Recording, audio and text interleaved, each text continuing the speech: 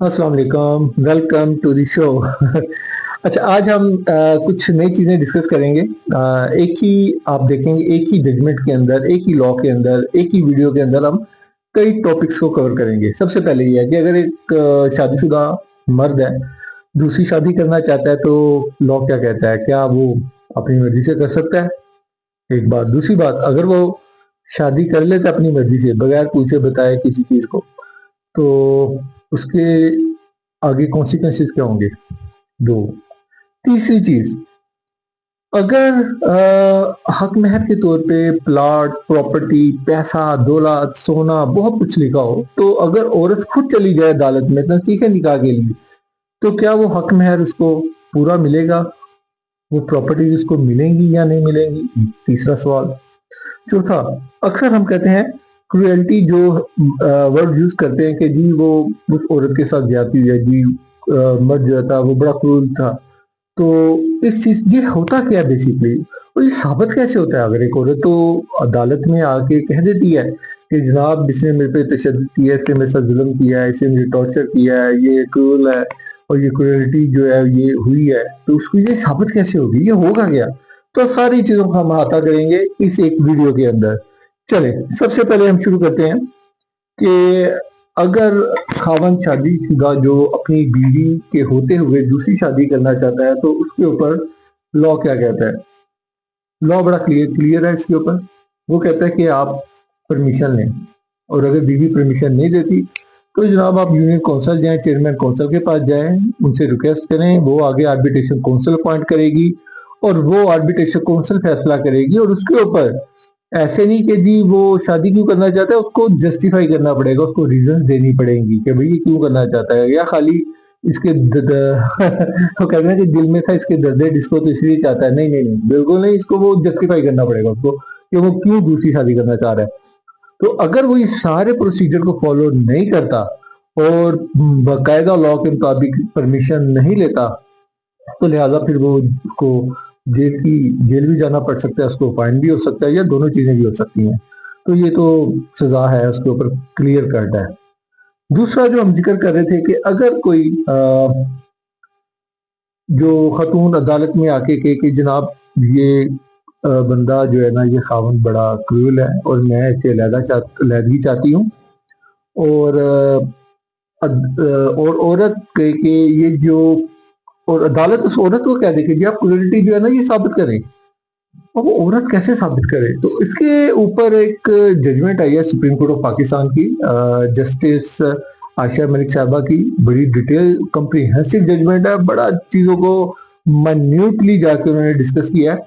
और इसमें जो वर्ड है क्रूएलिटी, वो भी बड़े अच्छे से डिफाइन किया है, और ये साबित कैसे होगा ये भी उन्होंने बड़े अच्छे से डिफाइन किया है। यानी कि एक पूरा मैकेनिज्म उन्होंने दिया है। और मेरा ख्याल है कि जितने भी लॉ स्टूडेंट्स हैं उनको ये जजमेंट पढ़ने की, और खासतौर पे उनको जो फैमिली मैटर्स को डील करते हैं, या वो फैमिली लिटिगेशन में लीगल स्टाफ हैं, या ये पैरालीगल स्टाफ के तौर पे काम करते हैं, ये मतलब बड़ी अच्छी है, बल्कि आम आम इंसान को भी पढ़नी चाहिए।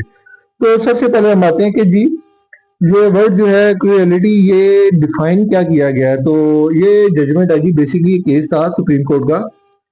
जस्ट ये डीबी थी, यानी कि डीबी कहते हैं हम डिवीजन बेंच को, जिसमें जस्टिस आयशा मलिक और जस्टिस नईम अख्तर अफगान साहब, ये दो जज साहिबान। और केस का जो नवान था वो था डॉक्टर सीमा हनीफ खान बनाम वकास खान एंड वगैरह। एनी हो, अच्छा जी, हम आते हैं इस जजमेंट के पैरा नंबर 7 पे। पैरा नंबर 7 पे आते हैं। मैं जजमेंट का आपको हवाला भी दे दूंगा, सारा बता दूंगा ये जजमेंट है क्या और कहाँ से आपको मिल सकती है। अच्छा जी, पैरा 7 पे आते हैं। उसमें उन्होंने बड़ा क्लियर कट बताया हुआ है कि क्रूएलिटी है क्या। उन्होंने कहा जी, एज पर आवर जूरिस्प्रूडेंस, आपको सादा अल्फाज में बता दूं कि आपका जितना भी लीगल फलसफा है, लीगल विजडम है, लीगल रैशनैलिटी है, आप उसका मजमूई तौर पर उसको जूरिस्प्रूडेंस का नाम दे सकते हैं। ठीक है। Courts have courts have defined cruelty as being behavior which is not limited to physical abuse, but involves behavior which can result in mental and emotional abuse, تو بڑی لمبی چوڑی ڈیفائن کی گئی ہے انہوں نے. میں آپ کو سادہ اردو الفاظ میں بتا دیتا ہوں.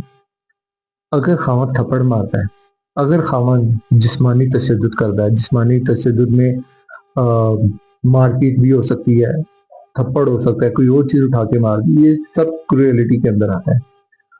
اور اس سے بھی ایک سٹیپ آگے بڑھ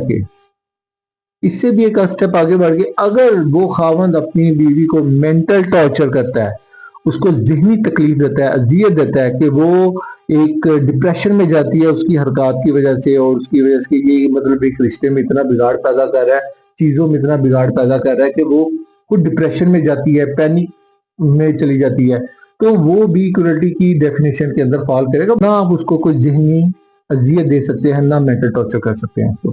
سمپل. اب آگے اس کو ثابت کیسے کرے گا؟ بھائی اگر عورت آ کے کلیم کر دیتی ہے تو کیسے ثابت کرے گی؟ خیر اس ججمنٹ میں بڑا ڈیٹیل بتایا گیا وہ ثابت کیسے کرے گی، جس میں مطلب آپ کو یہاں تک پرسپشن ملتی ہے کہ بھئی کسی بیڈ روم کے اندر کوئی مطلب وٹنس تو نہیں اویلیبل ہوتا نا، کہ آئی وٹنس اویلیبل ہے، جی مار ہے، یہ دیکھیں وہ کریں. اور اس کے علاوہ سب سے اہم جو بات جی یہ آ گیا جی پیراگراف نمبر 10، اور یہ آ گیا جی پیراگراف نمبر 10 اس ججمنٹ کا. یہ ہے جی the standard of proof applied, یہ کروئلٹی کیسے ثابت ہوگی. The standard of proof applied under the DMMM means Declaration of Muslim Marriage Act, being the balance of probabilities, means the court must decide whose side of the story is more likely to be true. ٹھیک ہو گیا.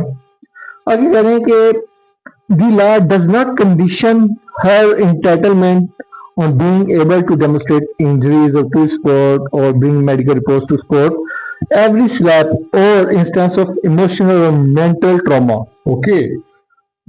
مطلب supreme court کہہ رہی ہے کہ یہ عورت کے لیے کہیں پہ بھی کوئی شرط نہیں ہے کہ جناب وہ اپنے مینٹل ٹراما کو یا اپنے وہ جو تھپڑ پڑا اس کو یا تھپڑ پڑے ہیں اس کو ثابت کرنے کے لیے کوئی پولیس رپورٹ بھی چاہیے، اس کو لیے بھی کوئی میڈیکل لیگل رپورٹ چاہیے. یہ بتائیں کیسے پتا چلے گا؟